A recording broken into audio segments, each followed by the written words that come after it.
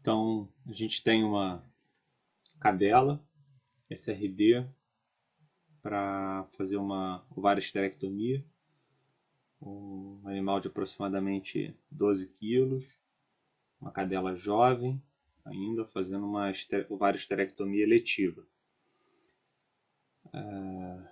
Os exames pré-operatórios estão todos normais, tem uma cirurgia de rotina, foi feita também uma avaliação cardiológica, tudo sem alteração.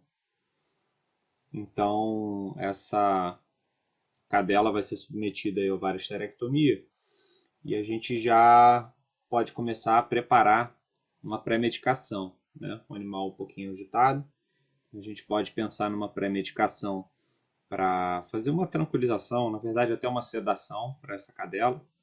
E ela está com os exames todos normais, então a opção que foi feita foi pela cepromazina com opioide, né? No caso a metadona. Então a gente chama isso de neuroleptoanalgesia. Então uma associação de 0,02 mg por quilo de acepromazina com 0,2 mg por quilo de metadona, ambos por via intramuscular na mesma seringa. E aí é importante a gente, depois que aplicar essa medicação, aguardar o período de latência, né? Principalmente da cepromazina, que leva em torno de 20, 25 minutos, pelo menos. E essa cadela ficar num ambiente bastante calmo, né? Tranquilo, para poder facilitar um pouco a sedação, evitar deixar num ambiente muito agitado, muito barulho, muita luz. Isso aí dificulta.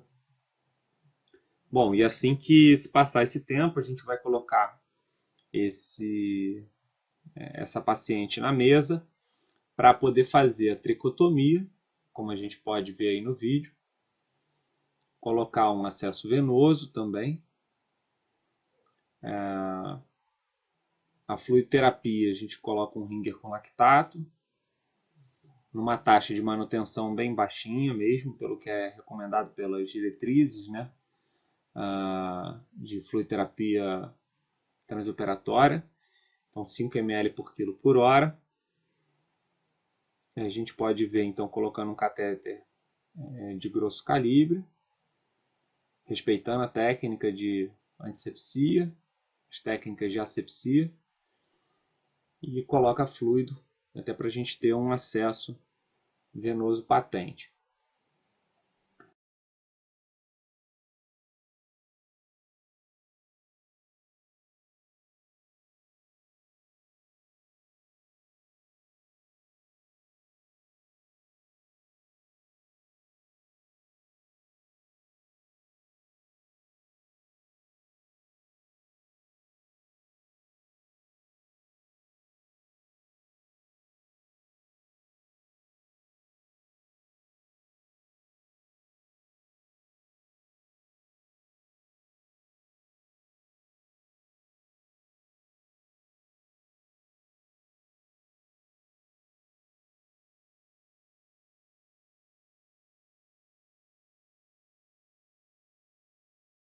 Bom, assim que a gente coloca o acesso venoso, a gente vai fazer o antibiótico profilático, pedido pelo cirurgião.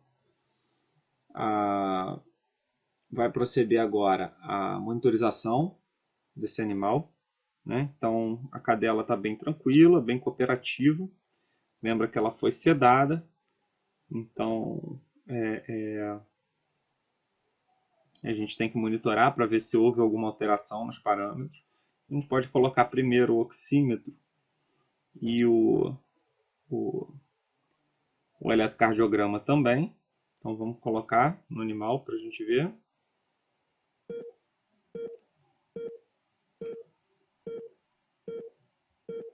Então tá aí, traçado eletrocardiográfico sem alteração e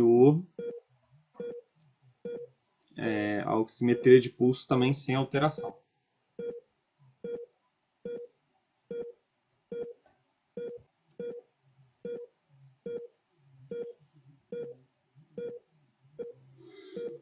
Bom, então a gente está com os parâmetros todos normais, né? A frequência caiu, provavelmente do que era a frequência de base, pelo que diz a avaliação cardiológica, que era uma frequência um pouco mais alta, muito frequente. esses animais um pouco mais agitados, mas parâmetros todos normais. A gente faz uma palpação do pulso também para sentir como é que está a qualidade do pulso. Então, um pulso cheio, forte, a onda pletismográfica mostrando aí uma morfologia totalmente normal, né? Uma boa fase de ascensão rápida, com um nó dicrótico bem posicionado aí no meio da onda, uma boa amplitude. Então, a gente pode agora proceder à pré-oxigenação dessa cadela, 2 a 3 minutos de máscara, né? Suplementação de oxigênio pela máscara. E aí a gente pode começar a preparar a indução dessa cadela. A indução anestésica vai ser feita com Propofol. A gente vai fazer dose efeito, Propofol, uma infusão bem lenta, mas para calcular, para ter um parâmetro, a gente pode calcular aí 4 mg por quilo. Provavelmente a gente nem vai usar isso tudo. Então a gente, terminando essa pré-oxigenação, já começa a fazer o Propofol. Então a gente vai começar a aplicar agora o Propofol, lembrar de deixar já separado todo o material de manejo de vias aéreas. Começa a aplicar bem lentinho o Propofol. Infusão muito rápida do Propofol não é muito interessante porque promove muita hipotensão. Então aqui a cadela já perdeu um pouquinho da saturação e a gente já vai entrar com a intubação orotraqueal. Então agora eu vou mostrar a gente fazendo a intubação orotraqueal, boquinha bem aberta, né? A gente entra com a sonda traqueal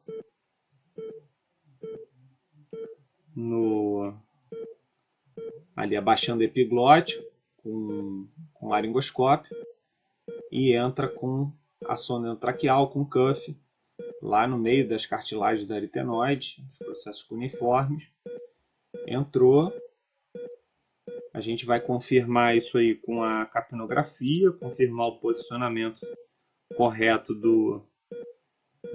da sonda endotraqueal. Onda capnográfica presente, frequência respiratória de 12. Capnografia normal, então 38 milímetros de mercúrio, né? Então de 35 a 45 é o valor de normalidade. Morfologia também do capnograma totalmente normal. Agora a gente posiciona a cadela para fazer a antisepsia. Vai colocar a monitorização também da pressão arterial. Aqui, para esse tipo de cirurgia, a gente pode colocar a pressão arterial não invasiva, tá? E aí a gente marca aqui para fazer a pressão arterial não invasiva, para a gente avaliar. E já pode começar todo o preparo da paciente.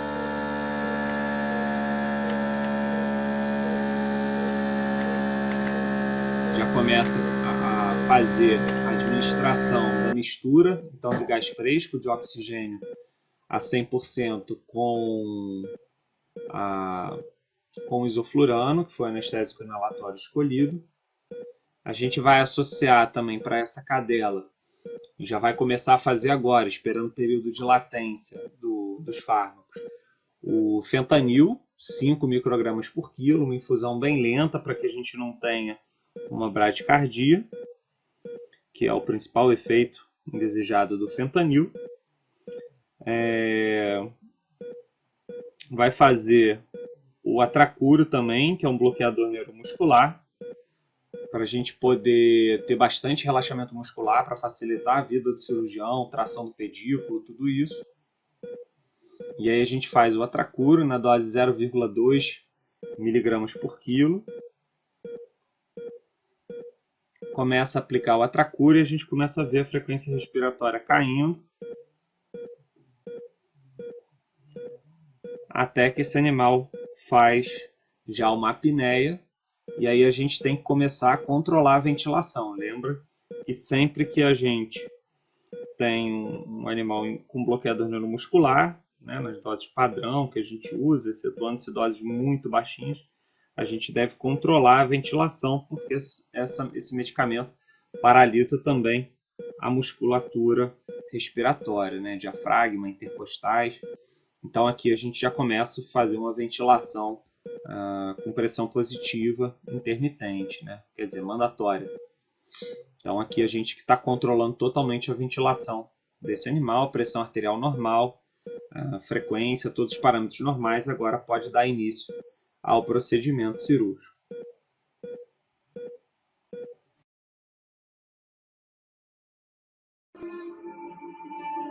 Bom, vamos falar de uma ovário-salpingo-esterectomia.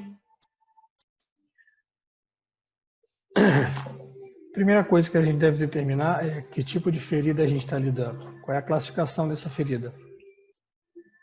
Uma ovário-salpingo-esterectomia, ou OSH, eletiva, que não tem nenhuma patologia, ela é classificada como limpa, né? Por que a gente deve saber isso? Para poder determinar qual é a profilaxia da infecção que a gente vai fazer, qual é o tipo de antibiótico que a gente vai fazer 30 minutos antes da cirurgia. O que é importante? Né? O que faz parte da profilaxia da infecção? Uma boa tricotomia, uma boa antisepsia e todos os métodos de asepsia para promover a cirurgia de maneira segura. Tá? Então, como a gente faz? Qual é o sítio de incisão que a gente vai preconizar para uma cirurgia desse tipo? É mesogástrica, tá? É abaixo da cicatriz umbilical. Então, a tricotomia ela vai pegar a região anterior e a região posterior que a gente vai fazer a incisão, tá? Então, a gente faz uma tricotomia bem ampla para evitar aí que tenha qualquer intercorrência em relação à infecção. Para realizar a antisepsia, a gente faz tem várias substâncias que a gente usa para fazer essa antisepsia. A gente pode usar desgermante, clorexidine e álcool, PVPI, clorexidine alcoólico, álcool iodado. Então tem várias substâncias. O que a gente usa na nossa rotina? A gente faz uma limpeza grosseira, né? Que o cão fica em contato aí com o chão o tempo inteiro. Então a gente faz como se fosse lavando, comparando a gente lavando as mãos normalmente, né? Com clorexidine, que já é uma solução antisséptica. Então faz a limpeza grosseira. Depois a gente coloca o clorexidine alcoólico, né, que é mais potente. A gente usa essa ordem não é por características do produto, não. É porque a gente usa o bisturi elétrico. Se eu usar o clorexidine alcoólico por último, a gente, quando eu usar o bisturi elétrico, se tiver ainda álcool ali naquela região, pode queimar o animal. E o PVPI por último, para promover aí para fazer a antisepsia. Precisa usar os três? Não. Você escolhe um desses e faz. A gente faz isso porque faz parte da nossa rotina ter um excesso de cuidados. A gente é um pouco neurótico aí com relação à infecção. Índice de complicação no pós-operatório em relação à infecção é quase zero. A gente não tem complicação. Olha a gás como é que sai escura, né? Então, a gente tem esse cuidado todo para que não ocorra aí uma intercorrência no pós-operatório.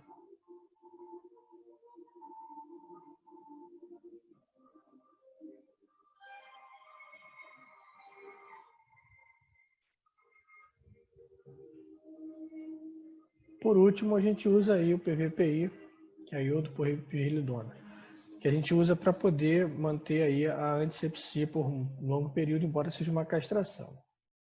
A técnica não está adequada, por mais que a gente ensine a fazer, eles têm dificuldade, nossos assistentes têm dificuldade de fazer da maneira correta, e aí acaba fazendo. Porque o certo é fazer do meio para fora, né? Olha, do meio para fora. E nunca voltar com a gás no mesmo lugar. Ele dobra a gás, mas não se deve voltar com a gás no mesmo lugar.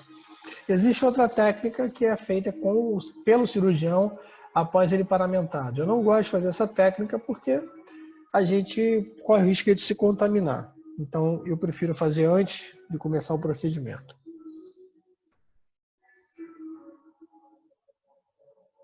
Esse animal foi bloqueado, né? Então você vê que ele quase não respira, o anestesista está respirando por ele ali.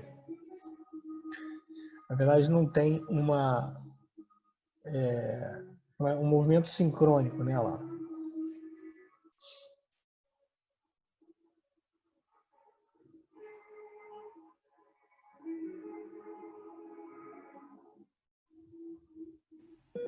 Esse animal tem um pouquinho de sobrepeso, então é importante tomar cuidado com a ventilação e com alguns fármacos que podem se acumular também no tecido adiposo.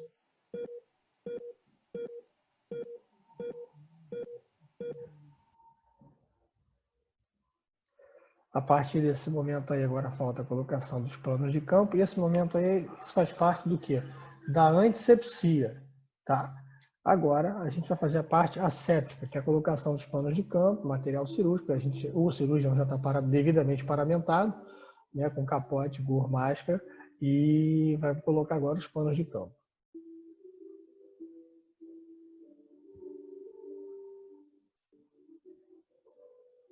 O objetivo do pano de campo é cobrir todo o espaço entre o cirurgião e o paciente, entre a mesa e o paciente e entre o assistente e o paciente, tá? Qualquer coisa que transite nessa área tem que estar coberta, para que não haja uma contaminação do material, fio, compressa, instrumental ou contaminar o próprio cirurgião.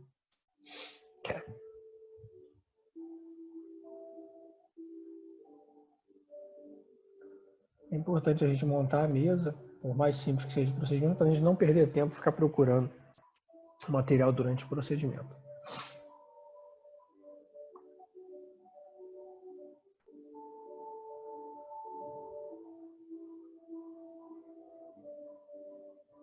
A gente usa um pano de campo só, né?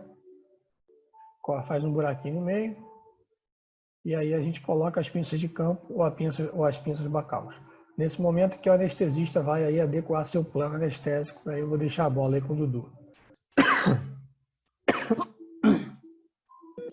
Então aqui a gente pode ver que o animal teve um pouquinho de queda de pressão, a pressão sistólica caiu abaixo de 90, a gente reduz um pouco a concentração do anestésico inalatório para poder ajustar esse plano. O animal não taquicardizou com as pinças, nada disso, então a gente ajusta o plano anestésico, reduzindo a concentração inalada e afere a pressão arterial de novo aqui de forma não invasiva. A gente vê se conseguiu melhorar um pouquinho essa pressão.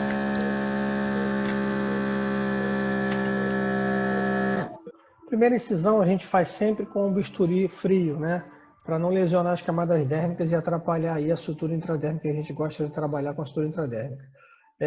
Quando eu dou aula com os meus alunos, eu costumo falar que eu sou meio louco, né? A maneira que a gente faz a primeira incisão, professor, eu tenho dificuldade aí de quanto eu corto, né? E só com o tempo você vai ter, não sair cortando, cortar peritônio de uma vez, cortar subcutâneo e músculo.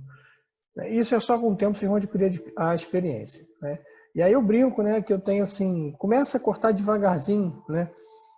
Vocês viram que eu cortei ali, não sangrou nada, né? Eu gosto de fazer isso, para mim é um desafio, mas justamente para não ter nenhum tipo de sangramento, não atrapalhar ali, porque o primeiro corte eu faço com o bisturi frio e depois eu venho com o bisturi elétrico já no subcutâneo, abrindo aí o subcutâneo. Aí eu já abri o peritônio, né? Eu suspendi um pouquinho para não pegar nenhum tecido abaixo e não causar nenhuma lesão iatrogênica. E aí a gente coloca o apoio das pinças de AIS para ampliar essa incisão e aí suspender, né? Suspende o peritônio para você não pegar nenhuma víscera ali embaixo. Sempre com bisturi elétrico, tá? Para evitar sangramento aí. Não que esse sangramento seja expressivo do ponto de vista hemodinâmico, mas é expressivo sim do ponto de vista de contaminação, do ponto de vista de formação de seroma. Então a gente evita deixar algum sangramento ativo aí nessa região subcutânea. Bom, a gente usa a técnica do ganchinho, né? A gente vai lá, pesca o útero. Como é que eu sei que pegou? Porque tem uma certa resistência, né? Veio junto com o útero, veio junto com o intestino, então aí a gente separa ali as estruturas e coloca o intestino para dentro.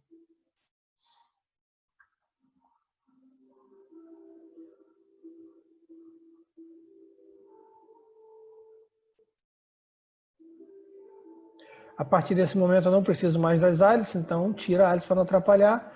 O animal, como está com bloqueador neuromuscular, olha lá, o ovário já pula na sua cara, já facilita, tá? Então é muito importante uma anestesia bem feita para a gente aplicar uma técnica minimamente invasiva, né? Eu até fiz uma incisão maiorzinha, porque a cadela parecia ser um pouco mais gordinha, você vê que tem bastante tecido adiposo, mas ainda está pequeno, mas eu poderia ter feito até menor ainda, né? Eu tenho segurança para trabalhar lá, ó. O útero chega a juntar, o Y, né? A bifurcação do útero chega a juntar com o ovário. Então você faz um buraquinho, né? Quando a gente trabalha sozinho, eu coloco uma pinça, puxo lá o ovário, né? Coloco uma pinça, faço uma extensão daquela primeira incisão do ligamento, e aí boto uma pinça acima do ovário, tá? Uma pinça curva. Ali é uma pinça ré, a pinça curva eu boto embaixo para ajudar a fazer a ligadura. E eu faço a ligadura em cima daquela pinça que está ali curva. Tem espaço suficiente.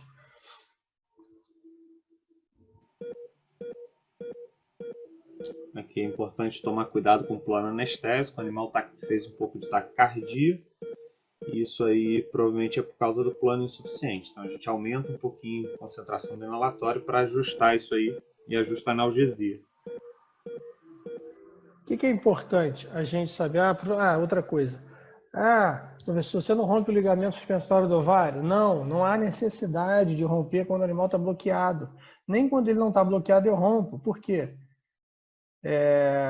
Porque se sangrar, se você perder uma artéria via ovariana, você só pausar o comentário para falar sobre esse nó aí, ó. A gente faz o nó, vai apertando bem rente à pinça, abre a pinça, tá? Porque senão o tecido que está aqui não consegue juntar. Então você abre a pinça e aperta. Eu gosto de apertar com a mão, porque eu me sinto mais seguro apertar com a mão, tá?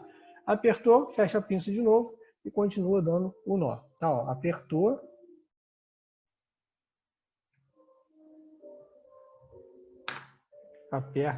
Aperta a pinça de novo e aí continua fazendo. Um nó é composto de 3 seminós, então você tem que dar no mínimo 3, né, gente? Então, como eu estava dizendo, eu não faço a ruptura do ligamento suspensório do ovário por 2 motivos. Um, porque tem um estímulo doloroso grande para o animal, é mais um estímulo. E o outro, porque se eu perder a ligadura durante o procedimento, o que acontece? Quando eu rompo esse ligamento, eu vou ter mais dificuldade para ele achar. Né? Quando eu perco essa ligadura, né? Quando às vezes a gente, por algum motivo, o animal é muito gordo, a gente não consegue fazer a ligadura bem feita, às vezes sai na sua mão o fio, né? E aí o que você faz? Você abre e vai procurar. Vai procurar onde? O ligamento suspensório do ovário não fica preso ao polo caudal do rim? Fica. Então você vai lá no polo caudal do rim que você acha. Quando você rompe esse ligamento, ele fica no meio da cavidade e acaba se perdendo. Então, às vezes, você tem mais dificuldade de achar. Então, esses são os motivos que me levam a não fazer a ruptura do ligamento suspensório do ovário. A gente sempre faz uma ligadura dupla, tá? Para ficar tecido aqui no meio e o pulsar não conseguir vencer esse tecido e expulsar o ponto. O pulsar de uma artéria ovariana. E aí, a gente corta. Normalmente eu corto com bisturi frio, mas aí, como a cadela é bem gordinha, eu vou cortar com tecido com bisturi elétrico, tá? Então a gente corta com bisturi elétrico. Por que você não gosta de cortar com bisturi elétrico, professor? Porque nesse lado direito está próximo ao pâncreas. Então isso pode fazer uma aderência no pâncreas. Então eu evito cortar com bisturi elétrico. Por que eu cortei aí? Porque a cadela é bem gordinha, esse tecido adiposo todo vai envolver essa necrose que seria causada pelo calor do bisturi elétrico. Tá, olha lá, ó. Não sangra. A gente vê que o animal está bem anestesiado quando a gente solta a pinça e o ovário e a ligadura não é puxada para dentro da cavidade, né? Ela fica soltinha ali, sem nenhuma tensão. Liga esse ligamento lateral aí do útero.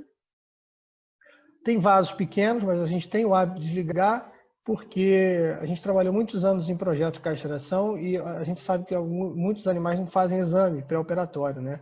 E se a gente tem uma condição que altere plaqueta, numa condição normal, as plaquetas vão fazer hemostasia, a coagulação daqueles vasos pequenos. E se esse animal tiver alguma alteração de estudo plaquetário, não vai. Então ele vai ficar sangrando por vasos pequenos, né? Então a gente liga sempre esses ligamentozinhos. E sem contar que o sangue é irritativo ao peritônio, vai causar irritação, peritonite. Então a gente liga tudo para não deixar nenhum tipo de sangramento. Né? Mesma coisa, mesmo esquema do ovário, né? Aí dá para ligar mais abaixo, né? Mas o ideal é que a gente abra a pinça para não ficar a pinçada, a cremalheira não ficar, a cremaleira não, a pinça não ficar fazendo uma tensão muito grande ali naquela área e o nó ficar frouxo.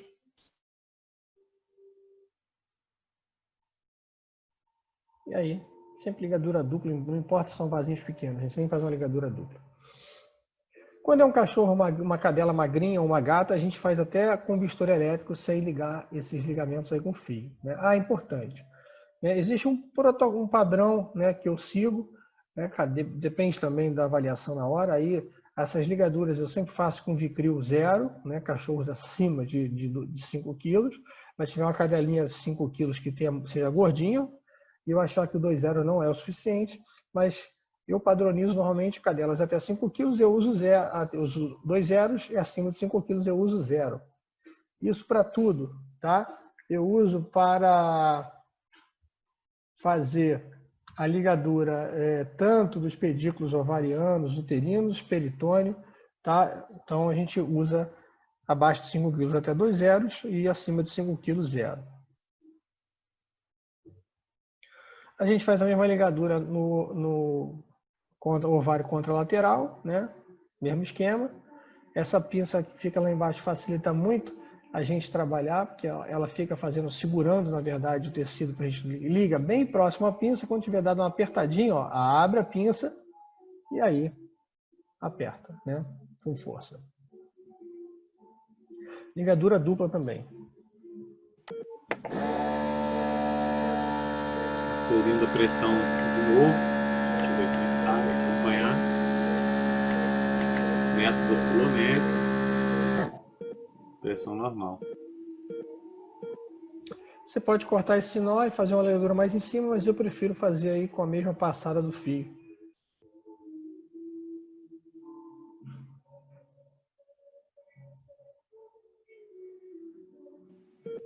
Importante a gente manter a atenção também na temperatura da cadela, que vai facilitar a biotransformação dos fármacos, né? Processo enzimático.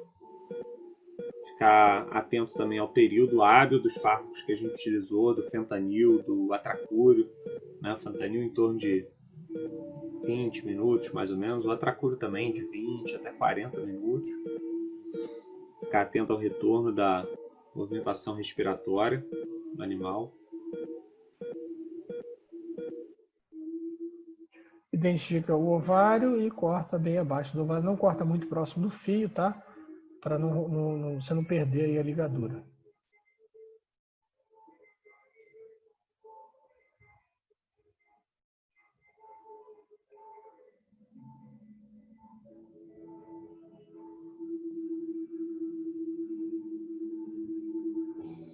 Sempre confiro se o ovário está realmente ali na bolsa ovariana.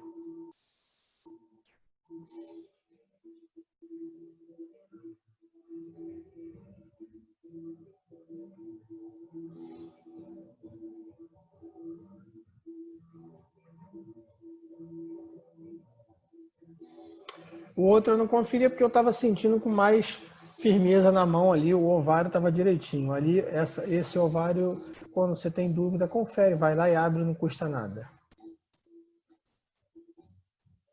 Olha lá, ó, nem puxa, né? Você tem que empurrar para dentro quando o animal está bem anestesiado.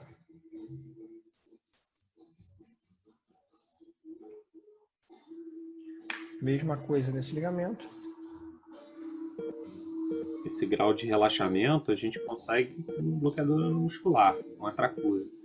Dependendo da altura do bloqueio que você fizer, dá para conseguir também com a epidural. Mas para castração tem que ser uma epidural um pouco alta para pegar o ligamento.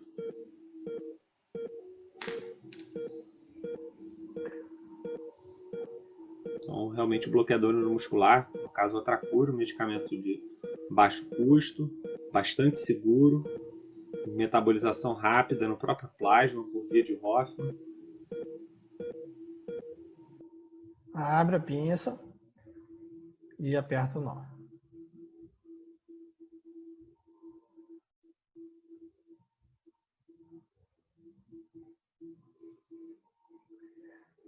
E aí a gente vai fazer a ligadura do útero, né? E da artéria uterina, artéria via uterina. A gente faz logo abaixo da bifurcação do útero, próximo à cérvix, eu não faço uma ligadura muito embaixo, porque a gente sempre usa um poligaláctico 910, né? Mas eu não gosto de usar muito, fazer uma ligadura muito abaixo, que mesmo usando um fio de qualidade, o animal pode fazer uma reação individual ao fio, né? E se você fizer um granuloma abaixo, né, muito abaixo da cervix, aí vai chegar lá no trígono vesical e aí, amigo, a aderência de ureter é certa e aí a gente tem uma grande complicação aí. Às vezes tem que fazer reimplante de ureter em bexiga, um negócio que foi feito uma castração e uma reação individual do animal. Então eu prefiro fazer a ligadura um pouquinho mais alta. Isso quando o animal é ígeo, né? Piometa a gente não pode, tem que fazer o mais próximo da cervix possível, porque não pode ficar tecido contaminado lá dentro, senão vai fazer granuloma com piometa de cota, né? Piometa de cota não ocorre somente quando tem ovário remanescente, né? Quando o útero já está com infecção, pode fazer uma piometa de cota aí pela infecção já ali presente. Transfixal também não transfixo, né? Senão eu estou contaminando meu fio. O útero é uma região que tem comunicação com o meio exterior, então eu evito que transfixar. E o maior risco também de você romper aí o útero quando fizer a ligadura. Ou mentalizo para direcionar uma possível aderência, né, para não aderir na bexiga nem no reto, isso causa uma certa dor, então a gente faz uma mentalização, que é colocar um pedacinho do mento e fazer mais uma ligadura. Bom, aí a gente tem que usar de novo as pinças bacaus para fazer a sutura, né? Você usa ela para abrir, para não lesionar nenhuma víscera abaixo, né? Aí você usa ela de novo para poder suspender enquanto você vai fazer uma sutura. Eu sou favorável de fazer suturas contínuas, tá? Nunca tive problema, raríssimas vezes eu tive problema. Em relação à decência, em relação com ponto contínuo ou ponto simples, mas eu sempre uso ponto contínuo. Tá? A não ser que o animal tenha uma peritonite, tenha um processo inflamatório, tenha maior risco de fazer uma ruptura. Se você escolher um fio de calibre adequado e fizer uma sutura com todas as camadas, dificilmente vai fazer vai romper os pontos. Claro que a sutura simples ela é muito mais segura, tá?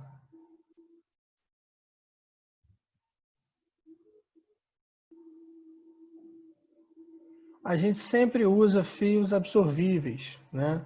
Ah, você nunca... Não, já usei, claro, em certos momentos da vida a gente testa tudo, usa tudo, mas eu não gosto de usar nylon ou prolene, porque fica incomodando a barriga. O animal, quando vai ficando velho, aquilo, você passa a mão na barriga, a pele fica mais fina, começa a dar problema, aí você acaba tendo que tirar com o animal velho. Então, o ideal seria fio absorvível, tá?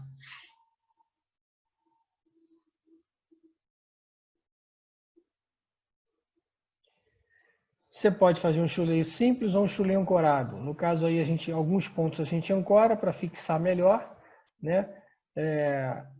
Sempre levanta para passar o ponto e você pode ancorar um ponto ou outro para ficar a sutura mais segura.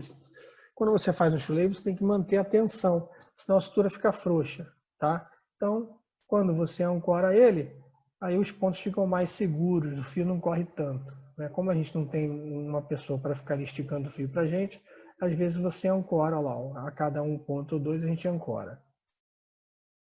Ali ó, já está fechando, as áreas já estão atrapalhando, mas você tem que permanecer suspendendo o peritônio para não pegar nenhuma víscera. Então você suspende com o próprio fio, suspende com vontade. Você vê que o bicho até levanta da mesa, né? Então suspende com vontade para não pegar nenhuma víscera, tá? Não pega muito tecido, procura pegar somente o peritônio com musculatura, não pega subcutâneo, para não te atrapalhar aí no retorno. Você vai com fio e volta no subcutâneo para diminuir o espaço morto.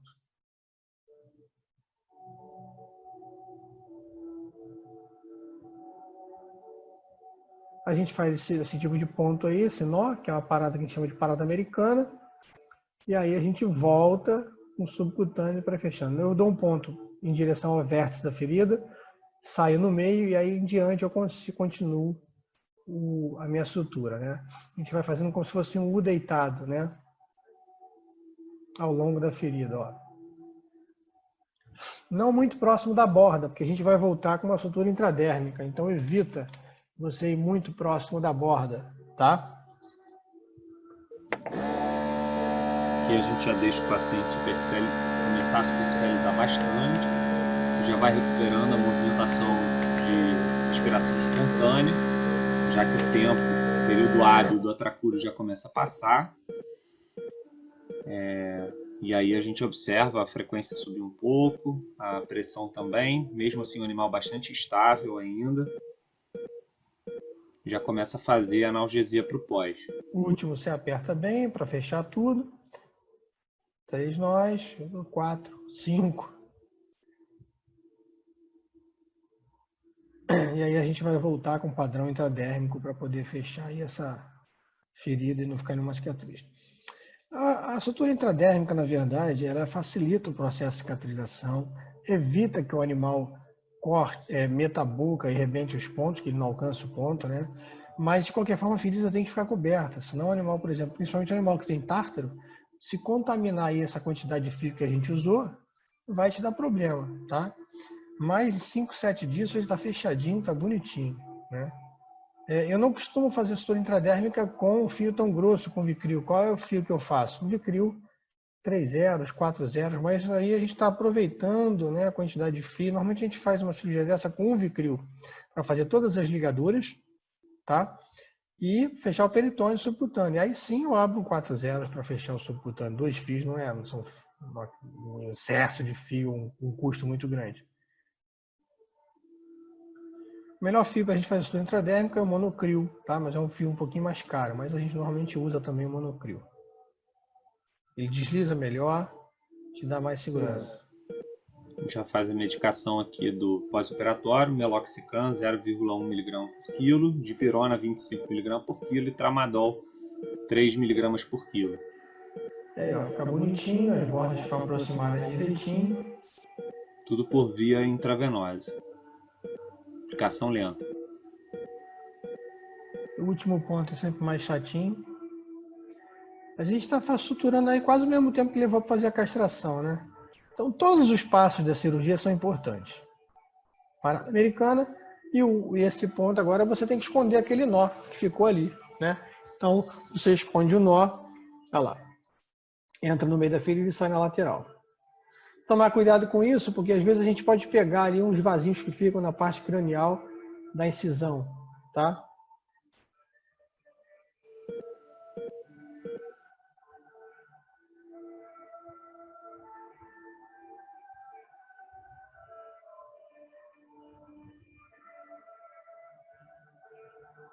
Escondeu o fio, acabou a cirurgia.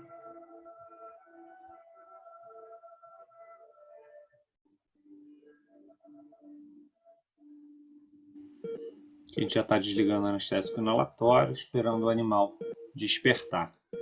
Já respirando espontâneo. Agora a gente faz uma limpeza aí com água oxigenada, depois passa um álcool para tirar o excesso de sangue, para tirar o excesso de gordura ou éter, passa Bejoim e curativo micropore gase.